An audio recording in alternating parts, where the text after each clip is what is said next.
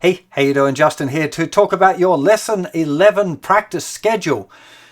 First thing I should mention is that there was an extra practice item that you'll see if you're watching the Nitsudge video. So I know some of you are practicing along with the Nitsudge stuff and enjoying that. There was a flick-offs exercise that Nitsudge was doing. But after watching his progress for a couple of weeks, I don't really think that it was a valuable exercise. So I've just kicked it out of the routine, basically. So I've added that extra minute to the fingerstyle exercise because I think that's a more productive thing to be putting your time into. So, your practice this week. You have 5 minutes of song revision. So again, as usual, just pick one song that you're familiar with from weeks gone by that you want to work on, or you could play through a couple of songs maybe in 5 minutes, whatever you want, as long as it's revising something that you've done before, keeping your hand in at different approaches that we've looked at, because we have been doing a few things. Maybe you want to go and revise Wonderwall or some of that 3/4 grip stuff. In later weeks, maybe you'll come back and work on your fingerstyle. It can be, whatever you feel like. We got 2 minutes still on the F chord. You probably want to be doing chord changes by now. So F chord to C chord, F chord to A minor, F to D, whatever. Chord changes involving F. We really want to be, we've got one more lesson where I don't think that you really should have nailed the F. But then after that, I think you want to be trying to incorporate big bar chord F into your song. So, good focus practice now on your F, big F bar chord. I've then added 3 minutes of exploring sus chords. Now, this should evolve as your time goes, as the practice sessions go on. The first couple should just be like playing around with and trying to get the fingers to lift off in the right place or add the little finger on the right string. It's not as easy as it might first appear. So the first couple of lessons, you want to just be exploring that. Try and get the fingers up and off. Does it work? Where can I put it back down? That kind of thing. So not being too songy about it, just trying some stuff out.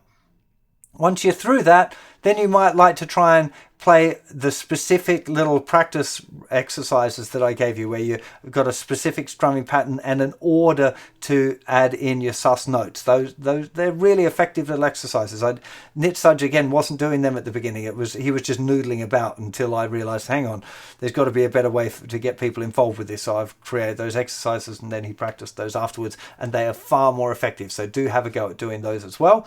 And then if you're still feeling confident with that, you could incorporate your sus practice into something like Summer of '69, which is using your sus chord. So you're playing a song, but it's kind of an exercise as well, because you're putting your sus chord, focusing on the sus chords in practice. I wouldn't be playing through the whole of Summer of '69, just focusing on that little riff. We then got 2 minutes of your major scale improv, but this time really focusing in on your reactive listening. Okay, so trying to find, as you're playing through, as the chords change on the backing track, trying to hear your way through to be playing on the good notes all the time. All of that stuff that you've worked on before about phrasing, about leaving gaps, all of that sort of stuff is still super important. But I want you to really try and open your ears up to hear what you're doing and the combination of that with what you're playing over a backing track or jamming with someone else, because you want to really expand your ears to hear that, the whole thing. It's a bigger deal than it would appear right now. This learning to hear the whole, not what you're doing, but you and all of the other music that is happening at the same time. Okay, it really is an important part of the puzzle, and if you work on it now, you'll open up parts of your ears for lots of things as you progress. I think it's a pretty big deal, that thing. We got 4 minutes on fingerstyle exercises, trying to keep a focus on those different things. Your touch, okay, with how your fingers feel when they're touching the strings, making sure they're not hooking, making sure your hand's in a nice position. The tone, so where you're picking on the string and how it feels, and the way that you pick the string in order to keep the tone nice and consistent without some notes jumping out louder than others unless you want them to be. And the time, trying to keep that rhythm nice and even. So you've got da, da, da, da, da, da, da, da, da, da, da, not da, but da, da, da, da. You really want to be working on that time of that as well. There's definitely no harm in just sitting on one chord when you're doing that practice, playing one chord and just really concentrating, closing your eyes, trying to get in the zone. Feeling the strings under your fingers is a nice one to do with your eyes closed, where you just totally try and put all of your attention into how the fingers are feeling as they connect with the string. That can be really very, very potent practice if you just, for 4 minutes, just zone out, play that one chord over and over again, and think about that, the touch, how your fingers are connecting. Hugely important part. we got 4 minutes on Happy Birthday.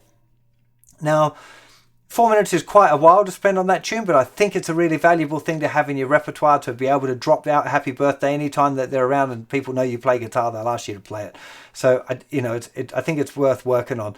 If you really don't like it, or it's, for whatever reason you don't want to do it, feel free to edit these routines. These are suggestions only. So if you want to chop it in half and do 2 minutes on Happy Birthday and put 2 minutes back on doing the hammer-on exercise, or working on the Oasis chords, or anything else that we've covered before, or anything else even from another teacher, whatever, you can adapt these routines to fit what you like, because this is the point where a lot of people start to wander with guitar. And the more you can keep with a practice routine and staying focused with what you're practicing and enjoying what you're doing. That's the key thing, is enjoying it, because if you ain't enjoying it, you're not going to do the practice. So try and tailor the routine so you're doing things that you really enjoy. Sure, sometimes, you want to eat the vegetables to grow up big and strong. So practicing scales and stuff might, it's a little bit boring sometimes for some people, but they're really good for you. So you have that balance there where you go, well, this isn't the most fun, but it's going to mean that other thing, which I love doing, is going to be better. So as long as you can stay inspired like that, to make sure that you keep guitar playing to be a really positive thing that you enjoy doing. That's the key thing here. And if it means you have to hack out the routine a bit so it's much more, there's more stuff on songs, or you want to chop out bits that you don't do, I don't really think that's important. The important part is that you really enjoy practice sessions and that you look forward to it. If not, you need to change some stuff up to find things that are flicking your switch to keep you on board for your practice. So you got 4 minutes up there on Happy Birthday, and then you've got 10 minutes on the song work. So again, I would either just focus your time on a fingerstyle song for the first, 5, 6, 7, 10 practice sessions or whatever, and then switch over and work on the sus chords, or you could do it half and half. To be honest, Nitsudge was a bit funny like that he much more enjoyed the fingerstyle than the sus chord stuff, so he did a lot more work on the fingerstyle than the sus chords. So by the end of his practice sessions, the sus chords weren't kind of going as well as they probably should have, but hey ho, you've got to keep yourself interested. Even I do.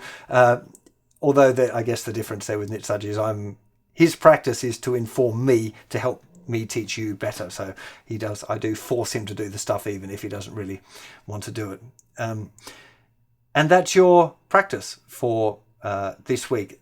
As far as what to do before you move on, fingerstyle is going to be something that we revisit in a whole module that I've got planned out already for fingerstyle, where we look at loads of different patterns and percussive playing and mixing fingerstyle together with these percussive hits, or even picked fingerstyle hybrid. There's all sorts of things in there that I'm exploring to put in that module. So the idea is really with this week to give you a bit of a taster. If it really inspires you, it's going to be something that you can look at further in a few weeks' time. So you don't have to have nailed it, but in order to move on. The next lesson we're going to be focusing a lot on power chords and rock guitar. So we've had these last couple of weeks which have been kind of acoustic-y based stuff, so then we're shifting over to a bit more rock. It works on acoustic guitar as well, before the acoustic guitar players go, oh, I don't want to do rock. Look at Kurt Cobain or whatever, the unplugged stuff. It's all power chords on acoustic guitar, sounds incredible. The same as electric guitar players shouldn't be dismayed by this practice session doing fingerstyle, because it works great.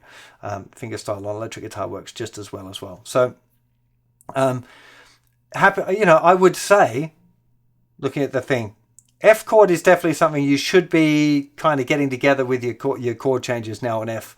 Not having it perfect, but close. The sus chords, I would like you to have explored them. But again, if you didn't do it, it's not going to stop you from moving on. It's just something that, I think that you should have a good go at, because it's the kind of thing that'll really make a difference to you playing it. Suddenly your playing elevates from being quite beginnery to, when you start using them as ornaments and embellishments, it's like, oh, that sounds cool. He's got some fancy things going on, so it's a pretty handy thing to have under.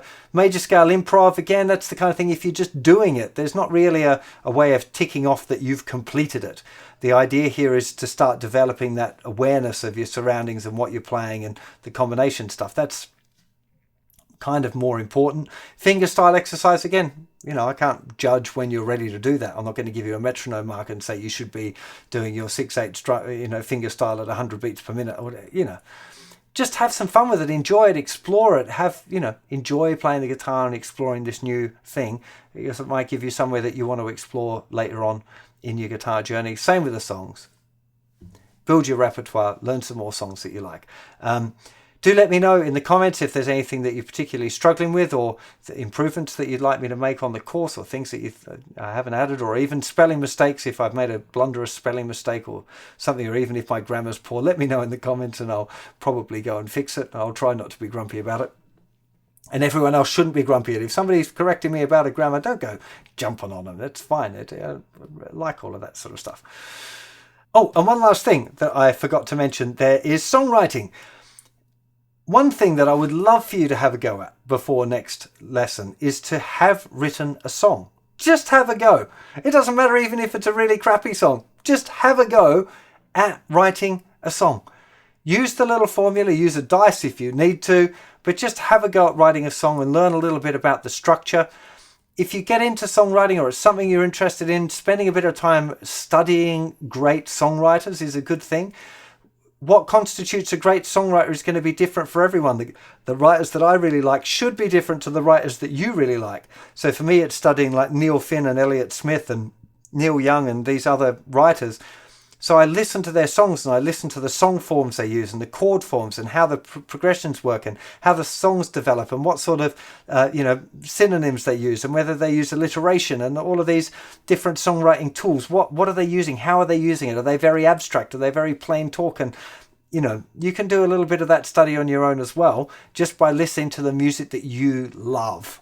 Okay, there's going to be a whole lesson on that coming up very soon as well. Have fun. Nitsudge is going to be rocking out now. Next couple of weeks after I get these videos edited, it's time for Nitsudge to, I'll have to get a wig or something. Now we might have some fun. Anyway, I hope you're enjoying the course and I'll see you for plenty more lessons very soon. You all take care of yourselves. Bye-bye.